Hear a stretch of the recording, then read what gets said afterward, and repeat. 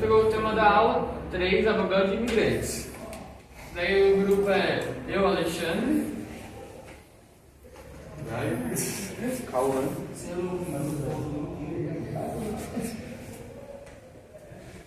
A Babel de imigrantes. A metáfora da Babel de imigrantes refere-se à diversidade linguística e cultural que surge quando diferentes grupos de imigrantes se reúnem em um mesmo local, como uma cidade ou país, criando um ambiente de troca e interação linguística e cultural.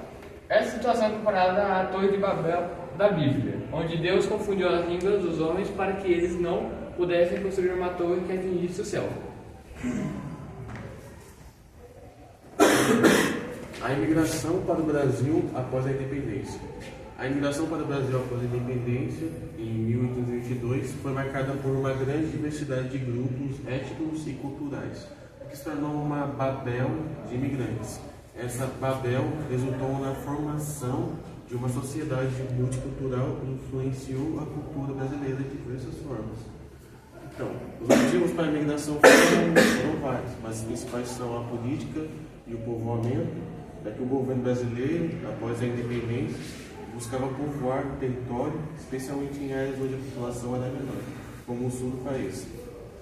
Também tem a necessidade de mão de obra, já que a expansão da agricultura, especialmente a cafeicultura, exigia uma grande quantidade de trabalhadores. E, por fim, eles estavam buscando melhores condições. Muitos imigrantes vinham da Europa e de outras partes do mundo em busca de melhores condições de vida, oportunidades de trabalho e terras para cultivar. Impacto da imigração. Crescimento populacional. A imigração contribuiu para o aumento da população do Brasil e a formação de uma sociedade mais diversificada. Desenvolvimento econômico. A imigração forneceu mão de obra para a agricultura e outras atividades econômicas, impulsionando o desenvolvimento do país. Herança cultural. A imigração deixou um legado cultural significativo com a influência de diferentes culturas, culinária, música, religião, arquitetura e outros aspectos da vida brasileira. A herança cultural, como nós sabemos, é uma mistura. O Brasil é uma mistura de vários países, vários lugares do mundo. Aqui nós sabemos que o Brasil tem muita cultura. Em cada região do Brasil é uma cultura diferente. É muito diversificada aqui no Brasil. Tem essa imigração de vários países, vários lugares diferentes, buscando trabalho. A construção de modelos de imigração. Para o Brasil, um dos primeiros projetos de imigração foi o de Nicolau Vergueiro, na província de São Paulo, na década de 1840. Esses fazendeiros estavam colonos em Ibicaba e Rio Crado, por meio do sistema de parceria, em que os trabalhadores chegavam devendo ao fazendeiro. A experiência levou à exploração dos colonos, num regime semelhante à escravidão, o que gerou muitas revoltas. Com o fim do tráfico negreiro em 1850, os fazendeiros de café do Sudeste conseguiram abastecer suas fazendas com escravizados, vindos do Nordeste do país. Depois passaram a pressionar o governo imperial para usar dinheiro público para pagar a vinda de trabalhadores das suas propriedades.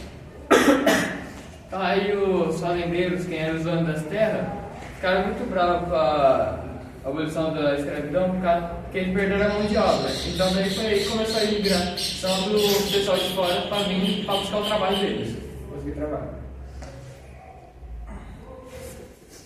E por qual motivo eles vinham de fora? Para conseguir um trabalho, para conseguir trabalhar, ter onde morar, né? Sim, mas qual era a situação da Europa nesse momento? Por exemplo, da Itália. Essa parte vocês lembram? A Itália passava por um período de crise, de fome, de transformações. Lá na Europa estava muito assim, né? Tava a crise, estava acabando a... O que é? Um período de crise na Itália. Isso. Daí por isso que eles vieram aqui em busca de trabalho e onde morar.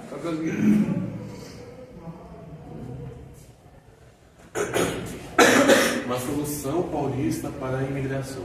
Os fazendeiros do Oeste Paulista promoveram a entrada de imigrantes, principalmente para suprir a necessidade de mão de obra nas plantações de café. Com a abolição da escravidão em 1888, a mão de obra escrava se tornou escassa e os fazendeiros viram nos imigrantes uma solução para manter a produção de café, que era a principal fonte de riqueza da região. Além disso, os imigrantes europeus traziam consigo novas técnicas de cultivo e conhecimento que contribuíam para o desenvolvimento da agricultura na região.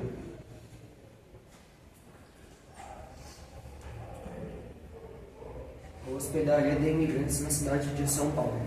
Após a proclamação da República e a primeira Constituição Republicana de 1891, o então Estado de São Paulo passou a gerir diretamente a imigração.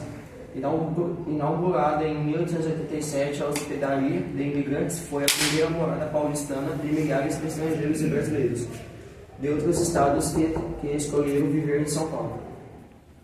Suas principais funções eram acolher e encaminhar os imigrantes aos novos empregos.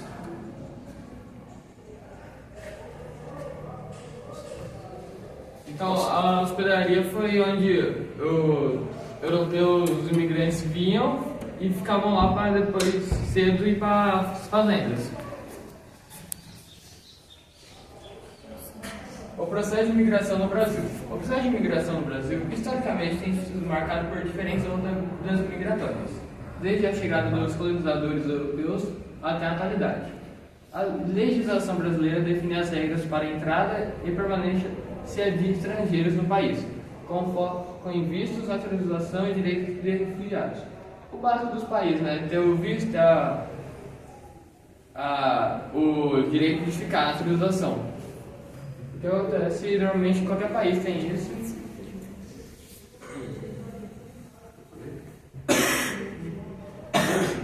Sistema de parceria. Na primeira, os imigrantes que desejavam vir eram contratados pelos proprietários das fazendas. Estes pagavam as passagens de navio e deslocamento do porto até a fazenda. E a hospedagem, deste modo, chegavam ao destino endividados e sem poder obter a sonhada propriedade da terra. Igualmente, os colonos não podiam abandonar a fazenda enquanto não pagassem o que deviam. Esse sistema era tão cruel que foi registrado como uma revolta de imigrantes alemães na fazenda Ibicata, do senador Verdeiro de São Paulo.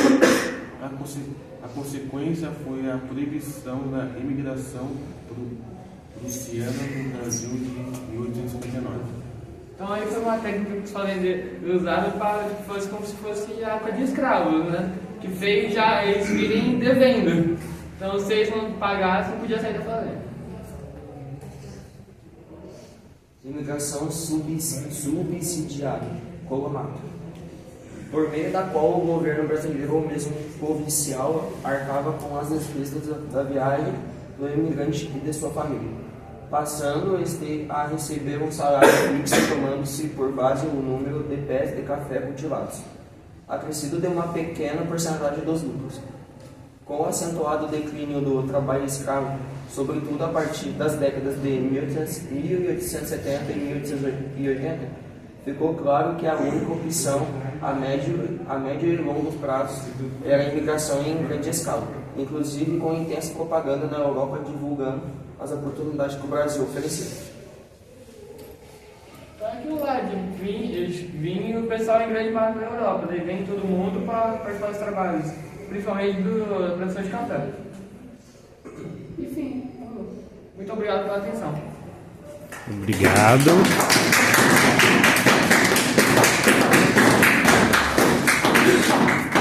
Alguém tem alguma pergunta sobre o tema?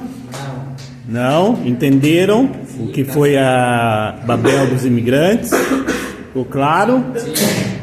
Ok. Muito obrigado pela apresentação, tá? Parabéns.